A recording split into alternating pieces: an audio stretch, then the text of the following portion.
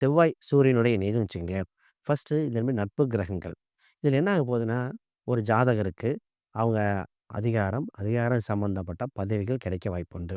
மருத்துவர் குணம் உண்டு. மருத்துவராகும் தன்மை உண்டு. நிர்வாக திறமையில சிறந்த விஷயத்துமா இருப்பாங்க. இவங்க வீடே பார்த்தீங்கன்னா, பிரம்மாண்டமாக ஒரு கம்பீரமா ஒரு பிராண்டிங்கா இருக்கும். ஒரு வண்டி, வாகனங்கள் பிராண்டிங்கா வாங்க வாய்ப்பு உண்டு. ஒரு குடும்பத்தில ரத்த சம்மந்தப்பட்ட ஒருத்தர் அரசு பதவியில் இருப்பாங்க. இல்ல அரசியல்ல இருப்பாங்க. இந்த கிரகச்சேர்க்கை அரசியலுக்கு நல்லாருக்கும். யாருக்கு எந்த இடத்துல நிக்குதோ அதுக்கு தகுந்த மாரி மாறும். ரைட். இதில என்ன இந்த ஒரு மைனஸ் மட்டும்னா கொஞ்சம் முன்கோபியா இருப்பாங்க. டக்குனு கோவப்பட்டுருவாங்க.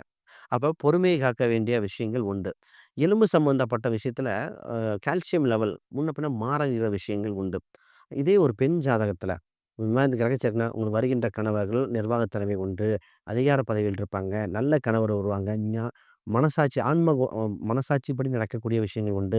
அப்படின்னு தைரியமா சொல்லிட்டே போலாம். செவ்வாய் இந்த கிரகச்சேர்க்கை பொதுவாவே நல்ல கிரகச்சேர்க்கைகள். பெண்ணுக்கு இந்த ஜாதகம் வரும்பொழுது பரிகாரம் செய்து செல்லணும். ஏன்னா மங்களகாரகன் சூரியனோட இருக்கும்போது நெறைய அந்த தாலி சம்மந்தப்பட்ட பரிகாரம் பெண்ணுக்கு மட்டும் குடுக்குறோம். அதனால அந்த ஒரு பாயிண்ட் மட்டும் தான். ஆக மொத்தம் இது நல்ல கிரக சேர்க்கை.